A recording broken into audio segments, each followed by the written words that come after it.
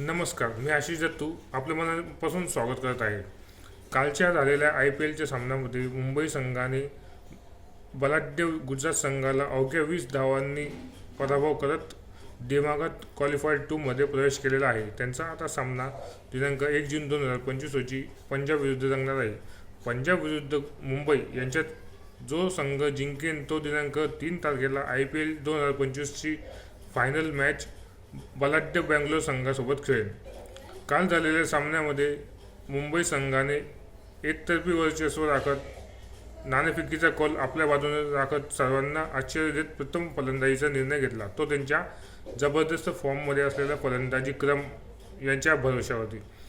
अर्थातच त्यांनी इंग्लंडचा सलामीवीर फलंदाज जॉन बेअरस्टॉला संघात घेऊन सर्वांनाच आश्चर्याचा धक्का दिला होता. पण जॉन बेअरस्टॉ हा इंग्लंडचा एकदम चांगला भरोश्याचा फलंदाज असल्यामुळे मुंबई संघ हा बेफिकीर होता. त्याप्रमाणेच त्यानेही ऐन मोक्याच्या सामन्यात चांगली फलंदाजी करून मुंबई संघाला एक सन्मानजनक धावसंख्या बनवण्यामध्ये महत्त्वाचा वाटा उचलला. त्यासोबतच गुजरात संघाची ढसाळ फिल्डिंग आणि ऐन मोक्याच्या वेळी रोहित शर्माचे सोडलेले 2 झेल हे त्यांना अगदी सामना पराभूत करण्यासाठी परावृत्त झालेले होते.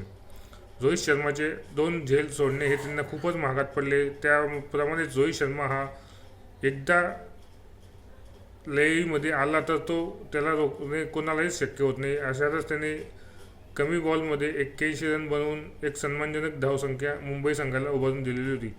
त्याचप्रमाणे गुजरात संघाकडेही खूप चांगल्या प्रकारचे फलंदाज उपलब्ध असल्यामुळे हा सामना रोमांचक होईल असे क्रीडाप्रेमींचं मत होते. त्याचप्रमाणे सामना रोमांचित झालाही. फॉर्ममध्ये असलेला फलंदाज साई सुदर्शनच्या 80 धावांच्या जोरावर मुंबई इंडियन्सला त्यांनी चांगल्या प्रकारे मात दिली. पण गोलंदाजांनी केलेल्या अचूक टप्प्यावरती मुंबई संघाने शेवटी हा सामना आपल्या खिशात टाकला. त्याप्रमाणे आता मुंबई संघाचा पुढील सामना पंजाबसोबत असल्यामुळे मुंबई संघ हा नक्कीच या IPLच्या स्पर्धेमध्ये जायंट किलर ठरणार आहेत यात शंका नाही. तरीच तुम्ही दिनांक 1 जून रोजी मुंबई आणि पंजाब या सामन्याचं महत्त्व लक्ष घेता तुम्ही या सामना नक्कीच बघावा हीच विनंती. धन्यवाद.